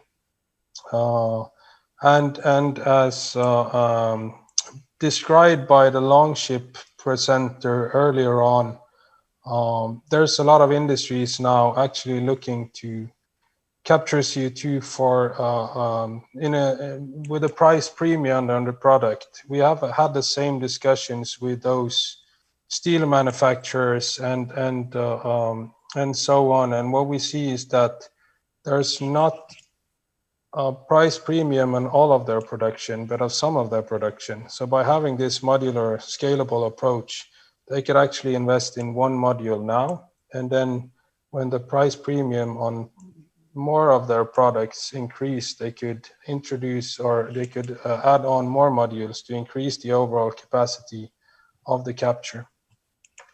Our technology has 4 key features to it. As I described, by reducing the size of the main components by approximately 90%, we find that we have a reduction in size about 75% compared to conventional technologies. And of course, by building it smaller, we are using less steel and less products. So we aim for a 50% CapEx reduction. As mentioned, we are standardizing these, and this is one of the reasons why we were acquired by Baker Hughes. They have a lot of facilities for mass producing rotating equipment. So it's a perfect fit for us as the industrial partner for the technology. The module-based scalability, of course, gives us several advantages. It would reduce production cost, it would reduce lead time, it would reduce site work, and so on and so forth. And in addition, due to the high G-forces, we have a lot of degrees of freedom on which solvents to use. We could utilize a very viscous solvent, meaning very efficient solvent, and thus we could reduce the OPEX by having an optimal solvent to our facility. We also have been performing pre-feasibility study in capturing on ships. Since we have a very low weight and a very low small size, we find that the technology is suitable for maritime CO2 capture as well. And the pre-feasibility study is performed with very promising results. We are aiming for a potential demo in 2022, and a market readiness for this is planned for 2023. And this is about the same timeline as we have for the industrial size technologies. This is the pilot plant. We are currently testing this as on Equinor's test facilities here in Norway. It's tested on several ranges of flue gas, from gas turbine flue gas and up to industrial flue gas in terms of CO2 concentration. It's, as you could see, not very large in size, but it has the capacity of approximately 10 tons per day. So it's a significant sized pilot. The aim forward is in 2021 to construct and build an industrial demo, which would have a 30 to 40 ton per day capacity. And we are in advanced discussion both with TCM Mongstad and with industrial facilities for doing tests with that industrial demo. Of course, having the 2-week history together with Baker, there's still a lot of onboarding to do, but they have also the very large experience from CO2 capture, having a chilled ammonia plant at TCM Mongstad, having several initiatives and experiences from CO2 capture, transport, and everything else related to CO2 handling. So we are very eager to start working with them and to be a part of their green transition for the future. I think that concluded my presentation, but I will be very happy to answer your questions if you have any. Thank you, Torleif. We have time for one question before we move on to the next presenter, and we have a question regarding the refining sector. The question is that the refining sector typically has several smaller CO2 sources in one industrial zone. Is the refining industry then a key target for your technology?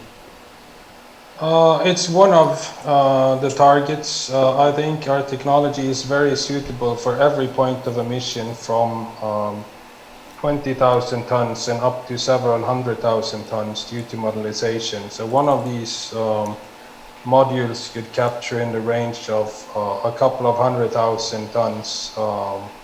So if we had the ARC as an example, it would be approximately 2 of these modules.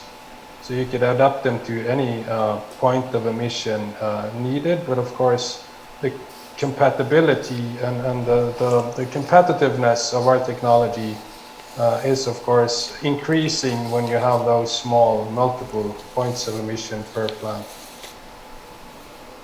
Thank you very much. I have some more questions, but I will save them towards the end. If hopefully you can remain on the line, and then we'll do a round up towards the end. Super. Thank you very much, Torleif. The next presenter comes from a small Norwegian startup called Endrava. Endrava is a consultancy specialized in climate and energy, and they support organizations in cutting their climate emissions. So Eric and Valentin, go ahead. Thanks very much. It's a pleasure to be here today, and thank you very much for the invitation. My name is Eric Rambeck. I'm one of the co-founders of Endrava, and the other co-founder is also with us here today, and that is Valentin van den Busch. Today, we want to show you a tool called CaptureMap.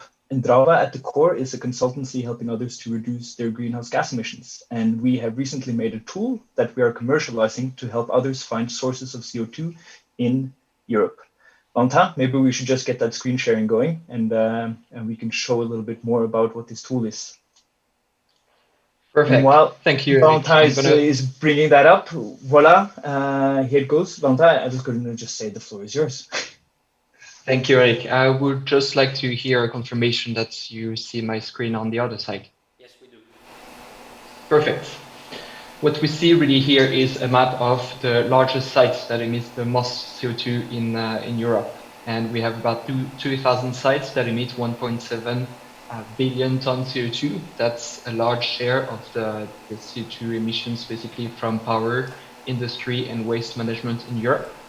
And this tool has basically been mentioned already by Kjetil from the Northern Lights project, because they use it to qualify the potential market out there for third-party volumes. Really, today we're interested in Denmark, so I'm going to zoom in on Denmark here. You will recognize here on the picture some of the sites that were mentioned earlier today. We have here about 15 of the largest industrial, power, and waste sites in Denmark. There are, of course, many more sites that emit CO2 in Denmark, including, in particular, a lot of sites for waste and heat in particular. Here we see all the sites that emit more than 100,000 tons CO2 per year. And like I said, there are 15 of them. They emit a total 8 million ton CO2 per year. we see that about a little bit less than half of the emissions come from power and heat sites. We have also the cement and the generally non-metallic minerals industry, with, of course, the Aalborg Portland cement plant that we will go a little bit more in detail in a little bit later. There are 2 refineries, and there are some waste management sites that are also above the threshold to be included in this tool. Straight away, we see here at the bottom corner an estimate of the potential for capturing CO2 on these industrial and power and waste sites. And this is based on the standard factors that we have calculated based on each industrial type of each industry segment. From this very rough high-level evaluation, we see that on these 15 sites, it would be technically feasible to capture between 5.5 to about 6.5 million tons CO2 per year. And that's already in the order of magnitude of what has been mentioned before. That does not include all the small power and heat sites and the waste management sites that are not included on the map. And for these smaller sites, there are opportunities as well, as has been described by AKER carbon capture and 3C compact carbon capture, that it exists equipment to be able to capture CO2 on smaller sites that are not included on the map. So there's even more potential for capture. Now, what we like about the tool, Valentin, is that ability to show both the macroscopic picture. You showed 2,051 plants in Europe, and now we're down to 15 plants in Denmark, and being able to zoom in. But we also have a feature in the tool that allows you to look at each individual plant in more detail. That's right. And what I can do here is, for example, illustrate 2 or 3 sites, depending on how much time we will have. The first one, maybe the most logic to start with, is one of the biggest emitters. And it's Aalborg Portland, who will present after us. And what we can do in the tool basically is zoom in on the site, and we can see a satellite picture, which is always good to illustrate a little bit how the site looks and where it's located. For example, here near a harbor. And we see an overview of the CO2 emissions from Aalborg Portland over the last about 10 years. And we see as well an overview of the EU ETS greenhouse gas quotas that the site gets allocated, which is decreasing, and the CO2 emissions or greenhouse gas emissions from the site in the EU ETS system that have been increasing over the past few years. We see that this site emits about 2.3 million tons CO2 per year. And here we have, for a generic cement plant, we have an estimate of the potential to capture CO2, which is between 70 and 90% at the maximum. If I go back quickly, we can also have a quick look at the site in ARC in Copenhagen, who will also be presenting. And here we see a satellite picture. Apparently the pictures are a little bit outdated from Microsoft. We don't see the site. It was still being constructed at the moment. But we see in the same way, we see the evolution of the emissions and how much is possible to capture on such a site, which is about 85 to 95% of the CO2. And now, I see that our time is running quick, so we're going to have to get into closing remarks. Go ahead. Yes, I would like just to illustrate one last site, and it's the Statoil or Equinor refinery. And like has been mentioned before, refineries are a little bit more complex, so it's a little bit more difficult to capture CO2 in refineries. We have estimated between 45 and 70% of the emission can be captured. And here we see an illustration with this refinery. In summary, there are a few sites, industrial sites, large emitters in Denmark that can help us, that we can identify with this tool, and where we can capture in potential quite large amounts of CO2, which could help reach the greenhouse gas emission reduction targets for Denmark. Excellent. And for our sake, it's important to mention that we are in the process of commercializing this tool now, and we are looking for other users who might be willing and interested in taking the plunge and seeing how this tool could become of value for them. We have already signed Equinor and AKER Carbon Capture as our first users, and we're in dialogue with many more. We're hoping to build up kind of a user community around this tool to also develop more features in the future. I think that's it, Alan. Perfect. Thank you very much. We have time for one quick question, which has come in to you guys, which is, where do the data originate from?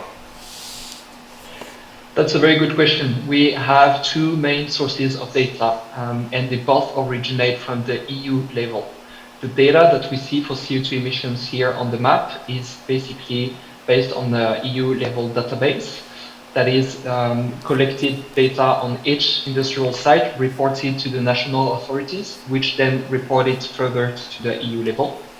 And we cross this data with the EU ETS, so the emission quotas data. So we have done a match between the sites. So we also collect all of the data that is online on the EU ETS web portal. Great, thank you very much.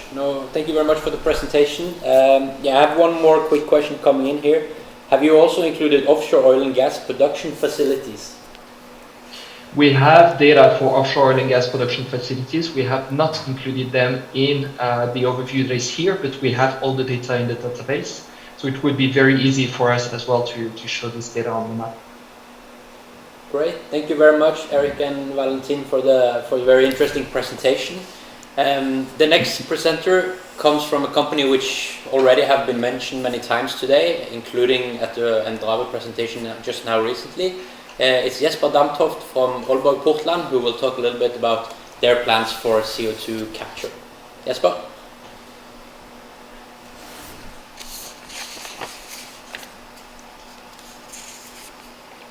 Thank you. Very curious to see if you can see my presentation. Not yet. Not yet? We can, if it doesn't come, we can always pull it up at our screens here and control it from here. I share screen and I show this one. And I share. How does that work? Yes, there we go. Okay, thank you very much. Well, thank you to Valentin Erik for introducing our cement plant, and I don't have to say so much. You're actually correct. We are the only cement producer in Denmark, and we emit quite a lot of CO2. I would say there's one issue. We are actually not owned by FLSmidth anymore. We are owned by an Italian group called Cementir, which has cement plants, white cement plants and grey cement plants around the world. But for sure, the Aalborg plant is one of the bigger ones, and absolutely leading in white cement. On the next slide, which I'm trying to show.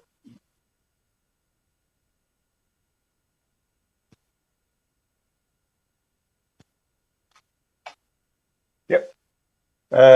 Just another picture of our plant, and just to show you a little about what we're producing and also what our challenges are. We have two main products. We have the grey cement, which is, you can say, this is a normal cement type, which is made most parts in most places and used in, general construction, typically very close to the source. But then we also have a specialty product called white cement. Here, actually, Aalborg Portland is the largest producer in the world. It's a very, very small share of the world market, but it's a big export. You can say success for Aalborg Portland, and Denmark in that more than 90% is exported. And I think for this discussion, what is very, very interesting is that a large proportion of this actually goes out of the EU. So that means we are exporting out of the EU ETS system. So that means that any cost imposed by the ETS system will somehow affect our competitive ability outside Europe. And on our main markets, which is like the US, our main competitors are plants in Turkey or in Mexico, which of course has a quite different approach to CO2 than we have here in Europe. The turnover is 1.8 billion EKK. And what is of course interesting for this discussion is the CO2 emission. We emit about 2.3 million tons of CO2, so we are around less than 3% of the total Danish CO2 emission. But you can also say that from all CO2 you can say, emitted from cement use in Denmark, we are about 1.5 of the Danish emissions. The rest is simply from materials being exported. And what does this CO2 come from? We have two main sources, and one source is all the fuel which is needed to burn the cement. This happens at 1500 degrees, so of course you need quite a lot of fuel. Then we have another emission which is really difficult to reduce, because of course we could use biomass to reduce the fuel emission, but the other emission, which is from the thermal decomposition of limestone, is much more difficult, because it's an inherent part of the cement manufacturing process, and that can only, with some more difficulty, be removed. We have problems like a new cement. We have projects like a new cement type called FutureCem, which will reduce our overall CO2 emission by 30%. But still, there will be a residue that we need to reduce. I think the good news with the calcination emission is, in fact, that it's reabsorbed into the concrete. It takes some time in some concretes. All of it will happen very quickly. In other cement types or concrete types, that would be faster. But by the end of the day, this CO2 will actually end up in the concrete again, which means that we could, in principle, be CO2 neutral by capturing our CO2 and storing it. And I would also say, and I need to stress, and it's been stressed also by even from the Deputy Permanent Secretary, that this is actually new in Denmark. We have not been. It's only quite recently that it has been given official policy to promote carbon capture and storage utilization. So we are at a very early stage in our investigations. But I would say that you can say that there are several ways of capturing CO2 from a cement plant, and here are the two main ways to do it. We could, as has been explained by AKER and also the other presentation, it is actually possible to just put a unit at the end of the exhaust, you can say, more or less, then capture the CO2 with exhaust with the amine process, and then use whatever you want to use for the CO2. And that's the technology you would probably typically use for an existing cement plant. But another technology which might be on the long run more cost effective is the oxy-fuel technology, where you actually separate the air coming into so you separate into air and nitrogen, and you just inject the oxygen, and that means what you get out is oxygen and water vapor, which is quite easy to separate into CO2 and the problem here is, of course, that this more or less would require a new cement plant or a very, very expensive retrofit. We are right now, as I said, these are early days. We are investigating what to do, and we have received a grant from Danish environmental ministry to look into this. And what we're actually looking into is, first of all, to establish what would the cost be, and secondly, what will we do with the CO2? Because there's other options than just storing it. It could be using it, for instance, to fuels, new building materials, whatever. And we have founded a consortium comprising Aalborg Portland, the Aalborg University, the local utilities, some local startups, a ship owner, and the Port of Aalborg. And this is like the pre-study, which runs until next year, which hopefully will give us a decision base on how to proceed. And the whole idea is, and it was actually shown before by Jon, to utilize the local synergy symbiosis that we have in Aalborg, because we have already several industries which emit CO2, but also provide district heating for the city, and this way it's already connected. And we have the power station, which is going to be the coal-fired power station, which is going to be shut down and transformed into a green energy hub. So in principle, we could make a symbiosis like this, capturing the CO2, sail it away, or supply it to some industries which could produce electrofuels or whatever, on supply surplus heating to the city. And of course we're also looking to storage sites, and it's also been mentioned several times.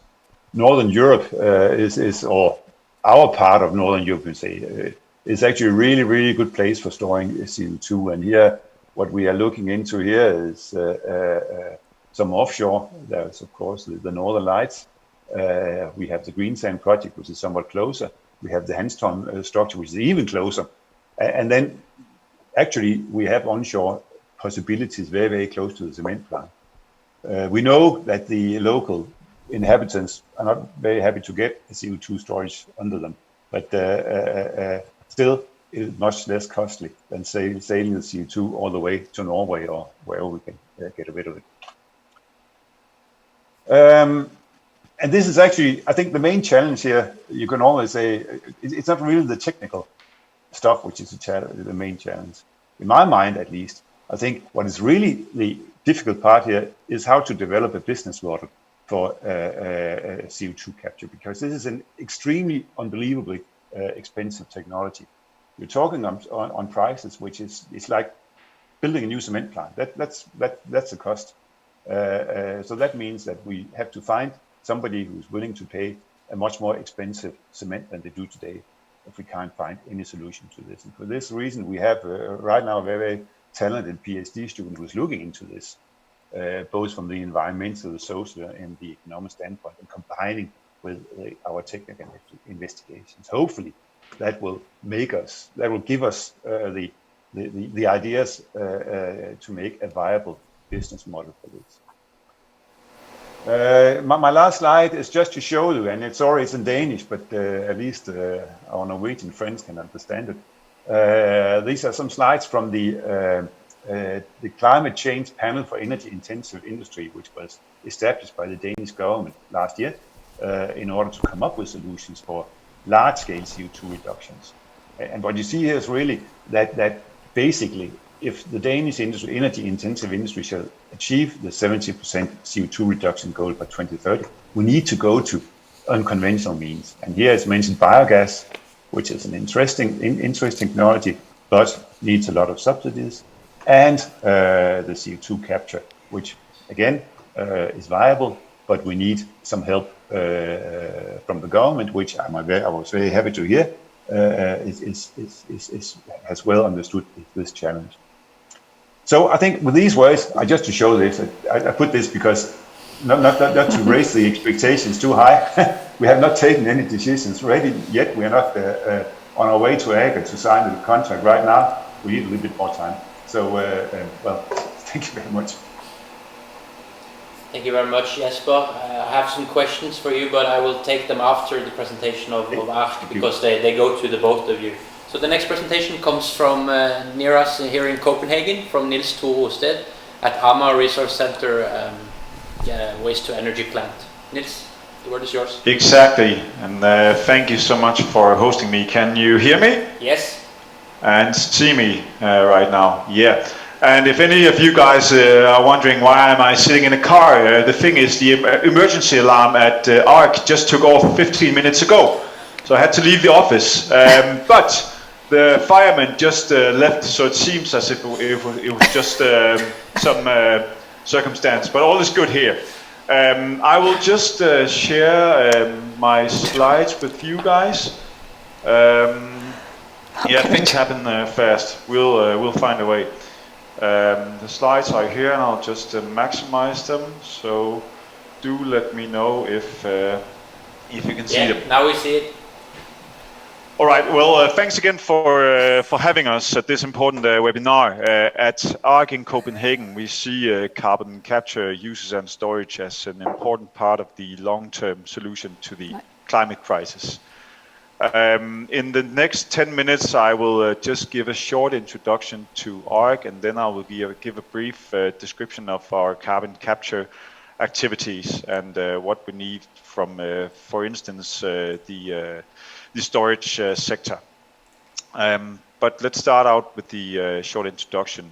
We're a publicly held waste-to-energy facility owned by 5 local governments in the greater Copenhagen area, the biggest being Copenhagen, our capital in Denmark. We collect waste from 645,000 inhabitants plus 68,000 corporations. Our main mission is to send as many materials as possible for recycling and reuse. But the leftover waste is being incinerated and used for the production of electricity and heat at Amager Bakke. Last year, we produced heat in the district heating network for around 77,000 households and electricity for around 38,000 households. And as some of you guys may know, we are the waste-to-energy facility with a ski slope on top of it. It's pretty fantastic. So in case you haven't been here, feel free to come by and give it a try. It's really good fun. Now let's look into the carbon capture process here at AKER. A year ago, the Danish Parliament passed a climate act with the purpose to reduce greenhouse gas emissions in 2030 by 70%, as Anders Hoffmann mentioned earlier. Besides, one of our owners, the local government, the municipality of Copenhagen, they have a very ambitious target on the climate, as what goes for the climate agenda. They have set up this Copenhagen 2025 climate plan, where the main target is that Copenhagen aims for carbon neutrality in 2025. I repeat, carbon neutrality in 2025. So at AKER, being a huge carbon dioxide emitter, we have taken on the ambition to play a key role in achieving this ambitious goal. So what we're doing here at AKER, we have a pilot project right now, which is partly being funded by the Danish state, but we are planning on scaling up so we could go into full-scale carbon capture and storage by 2025. The innovative part of our project is that usually what you see here is the carbon capture process. Usually it involves a major heat loss. You use a lot of electricity for the process, which generates a lot of heat. But at Amager Bakke, we plan to use the integration with the district heating network so that we could convert the electricity used to district heating to the city, which makes the carbon capture process energy neutral. That would be quite something, and technology that's very applicable for other waste-to-energy facilities around Europe, connected to a district heating grid. All right, the potential, if we go full scale by 2025, I'll come back to the different things that we need from the politicians, funding and so on later on. But the potential is around 500,000 tons of captured CO2 per year. That amounts to between 90 and 95% of our total emissions yearly. The emissions are 1/3 fossil carbon dioxide, meaning that capture part would be carbon neutral, but 2/3 of our emissions are actually biogenic, meaning that those 2/3 captured would be carbon negative. So that's just really amazing to look into, and we so hope that we can make this project a reality. The full value chain in the further left corner, you see Amager Bakke, where we plan to build a carbon capture unit just next to the plant by 2025. As I mentioned before, we're going to provide district heating for the city on the left-hand side. And then on the right-hand side, we're going to build a pipeline connecting us to the nearby harbor at Prøvestenen. It's held by Copenhagen Malmö Port, and they put up some intermediate storage in some tanks. From there, as we've seen earlier today, we're planning on shipping it in huge vessels to some storage areas, perhaps in the North Sea. It could be depleted oil fields, or the Longship project, or whoever can come up with a good solution at a compatible price. So the thing here in Denmark, as Anders Hoffmann also earlier mentioned, is that we're going to do a public tender for the part of transporting and sequestering the CO2 beneath the seabed. And this is where the different storage actors become very relevant to us, since we need some good proposals. And I've already mentioned Anders Hoffmann a couple of times, but of course, if we can look into a good offer from, for instance, Langskibet, it would definitely be a good thing for all parties, I believe, since we're one of the potential customers. So that's the value chain. Our main dependencies are that we need funding. We just sent an application for the EU Innovation Fund, applying for 120 million euros to cover some of the parts of the carbon capture unit and the first 10 years operational expenditure. Besides, we're in a good and near dialogue with the Danish state for further additional potential funding. The reason why we need funding is that this is a technology that has not yet been optimized and scaled for economic efficiency. Besides, we need the right regulatory framework, and then we're also in a good dialogue with the Danish Parliament and the government and the Ministry for Climate, Energy and Utilities on that subject matter too. And then finally, very relevant for this webinar, we need a mature storage market. Meaning that we, as I mentioned a couple minutes ago, we need different storage actors to come with proposal bids when we're going to do this public tender. So to sum up, we have a potential of around 500,000 tons of carbon dioxide cuts per year from 2025 at a fairly low cost. This could spark green growth, green jobs and green export. And besides, there could be this further potential in Greater Copenhagen, since there are quite a few big plants which emit quite a lot carbon dioxide. So they could perhaps be connected, so we could experience these scale of economies. And to sum up, we are very dependent on the mature and the cost-efficient storage market. So I think that's it for me for now. I'm more than willing to answer questions in a moment. Thank you so much for having me. Thank you very much, Nils. We have finished all the presentations for today, and we're at the final part, which is sort of a final Q&A, where I have some questions for all our panelists, or for many of our panelists that I hope still are with us on the screen now. I will start with a question to the final two presentations, to Aalborg Portland and to ARC, which is a question regarding learning from the Norwegian projects. So from your point of view, what can we learn about realizing CCS in Denmark from the Norwegian project, and where do you see the biggest challenges in following the Norwegian example? So that's to Jesper and Nils.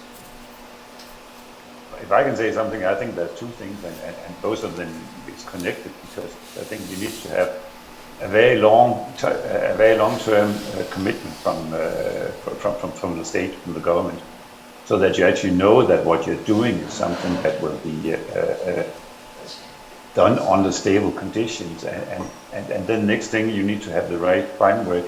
And I think the large, you can say, investment which hopefully will be passed by Stortinget, which also shows the need for public involvement in technology to this, especially for a private company who are competed in a market where there's much more, you can say, cost focus than focus on environment. There's nobody right now, very few, which is willing to pay much more for green cement, and this is really the challenge. So we need some sort of, what shall I say, incentives, framework, and even subsidies in order to make this possible. Well, Yes. from my point of view, I'm totally backing Aalborg Portland. I believe what we can learn in Denmark and what we're seeing at the moment is that we have this huge commitment from the government. We've seen even the Norwegian Prime Minister backing these different projects and making the long-term commitment and investment. We see those steps being taken in Denmark as well. So I believe that's the primary learning for us in Denmark. To get a head start. Great. A question for ARC. Which other storage opportunities do you see in the horizon today, and who do you expect to come up with competitive offerings apart from Northern Lights? Well, there are quite a few. We've been in dialogue with some actors in the United Kingdom.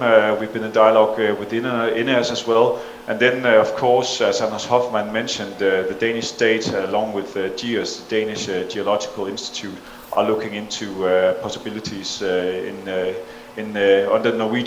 Danish soil as well. That could be Havnsø on the western part of Zealand, or for instance, Hanstholm, as Jesper Sand mentioned earlier. So we have quite a few opportunities as we see it. And of course, we're interested in a deep, intense market dialogue with the different actors. Thank you. Torleif, are you still with us? Yes, I am. Perfect. I have a few questions for compact carbon capture. So the first one is, can compact carbon capture be used on a waste to energy plant? Yes, definitely. It can be used on any point of emission that is capable of CO2 capture. So waste energy plants, industry, fossil power plants. It's basically the same suitability as conventional technology. And then I think when the points of emissions are growing and expanding towards millions of tons, then it's going to be some kind of discussion on the capex per ton CO2 capture, and if it's better with a tailor-made or a standardized unit. But up to 1 million tons, we definitely should be on your radars. And then we have a question also, if the CCC technology can be used for biogas upgrading.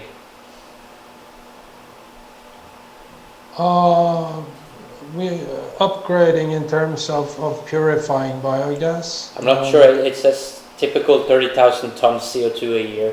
It doesn't. Yeah, definitely. I think one of the things that we have realized, based also on the pre-feasibility study for maritime production, being actually a ship for CO2 transport, we find that emissions down to 10,000 tons per year is perfectly viable, and then we are having an absorber in a range of a meter, 1.5 meter in diameter, and 4 meters tall-ish. So it's on that amount of CO2. I think it's more about the logistics. You have to pair up with a utilization case, or you have to be somewhere where there's already infrastructure, because the logistics would be, of course, costly per ton if you are to build pipelines for 20,000 tons of CO2 per year. Thank you. But there's a range of different utilization cases perfectly viable of having up to, let's say, 50,000 tons per year. Thank you, Torleif. Kjetil, are you still with us? I am. Yes, I have a question here regarding sort of collaboration. So, have you been in dialogue with the INEOS-led Danish consortium behind Project Greensand, looking to store CO2 in the North Sea? And if so, do you see any potential synergies between Northern Lights and Project Greensand? So we haven't actually. We have cooperation through, in particular, the PCI, so Project Common Interest status that we have in Brussels, with a couple of UK alternative backup storage sites. But in Denmark, so far, not. We'd be very happy to start discussing with them for sure, to explore if we can identify any synergies. Absolutely, very happy to. Great, thank you. And then another question to you, Kjetil. Will you deliver a lower tariff than others because you have already received 67% funding from the Norwegian state? No, I am not. Well, so of course we anticipate heavy competition from Danish, Dutch, UK storage providers. Absolutely. So we need to be competitive. But the subsidies we're receiving now and the subsidy we're seeing in Denmark and in many other countries are needed just to get this going. And then it is about getting costs through the value chain down, and then establishing these, virtuous circles where you get competition leading to innovation, leading to further cost reductions. So far, I'm not sure if that the subsidy is getting us going, but not so much more than that, I think. Thank you. And then a final question for you, Kjetil, is how will the Northern Lights Consortium certify CO2 storage? Any storage certificates issued as part of the process? Yeah, no, absolutely. So a couple of things there. One is about one part of that answer can be around monitoring of injected CO2 into the subsurface, and we of course will have clear sort of monitoring processes in place in order to do that. But maybe the other part of that question is, how do we certify that back to customers? So we will measure, of course, the volumes as they come into our onshore facilities on the west coast of Norway, and the volume that we take delivery of there. We will, based on that, we will issue a statement to our customers saying that we have taken duly delivery of those volumes, and then they can turn around to, in this case, Danish authorities and say this has not been emitted into the atmosphere, and Northern Lights has stored it safely for eternity, and so we as a company should not be exposed to ETS and other taxes. Great, thank you very much, Kjetil. I hope that's at least part of the answer to that question. I think that question sort of went in two ways for me, so I tried to answer both of them. Yeah, no, thank you very much. I have a few questions for the capture companies that has presented, so for AKER and for compact carbon capture. First of all, can any of these carbon capture technologies be used efficiently for intermittent CO2 emissions? For example, the CO2 emitted from a gas turbine operating as a peaking power plant. Jon Kristoffer, you first, and then Torleif. Yes, we're working exactly with that at the moment, working closely together with Siemens and managing intermittent CO2 streams is really not a question about the carbon capture side. What we've been seeing is that the integration between the capture side and, for instance, a gas turbine, which there are quite a few of planned for the UK, is a piece which can be managed. What we do see is the challenge is that sometimes we see some of the equipment downstream from the capture plant, for instance, the compression side, which has been really designed to operate on a continuous basis for many, many years. So in practice, there are other areas which has more focus now that we are moving into this area at scale, but we are quite confident that these will be solved and working in deep relationships like we do now with Siemens on several opportunities. Torleif? By being acquired by one of the largest manufacturers of gas turbines, of course, every use of gas turbine is of interest, and our technology is also in favor of delivering the CO2 at quite a large overpressure. So compared to conventional technology, we could deliver the CO2 at 4 or 5 bars pressure from the stripping unit, making the liquefaction and compression easier. But definitely everything within gas turbines is duly investigated with our new owners. Great. And then I think we're approaching the end of the questions. I have one more question for ARC, which is being up and running with CO2 capture by 2025 is really fast. Are you really in discussions with technology Are you already in discussions with technology providers? What is your roadmap to realizing the project? There's no doubt that these are ambitious targets. I just need to make a disclaimer. I'm the Chief Communications Officer, so I've actually not been in this technical dialogue. But as far as I understand, we have different dialogues ongoing with the different potential providers for this carbon capture unit, and already have made the partnership with Copenhagen Malmö Port, so that part should be up and should be possible. Are you muted? But no doubt it's ambitious. But when we say 2025, it will probably be the last half of the year. But my good colleagues here at ARC and our external advisors tell us that it should be within reach. Great, thank you very much. So that concludes the Q&A and the presentations of this webinar, and I will now leave the word to our ambassador to come with some final remarks. Well, dear everyone, let me first of all thank all the presenters, both in Norway and here in Denmark, and also thanks to all the participants that have stayed with us for this more than 2 hours. The embassy's role in this issue is basically to provide an arena to make interested parties meeting. And we will still work on this issue. We will look into how we can continually provide that arena in next year, 2021. And maybe we are so lucky that actually some of you people can physically meet. So let me end by thanking everyone. A special thanks to Erlend, who found all the interested parties and have been guiding us safely through this webinar. And also thanks to the staff behind the scenes at the embassy, and also the company Teletech for providing all the technical support that we needed to make this seminar. Have a great day and hope to see you again next year.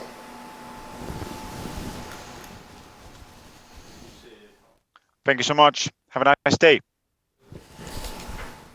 Thank you. Thank you.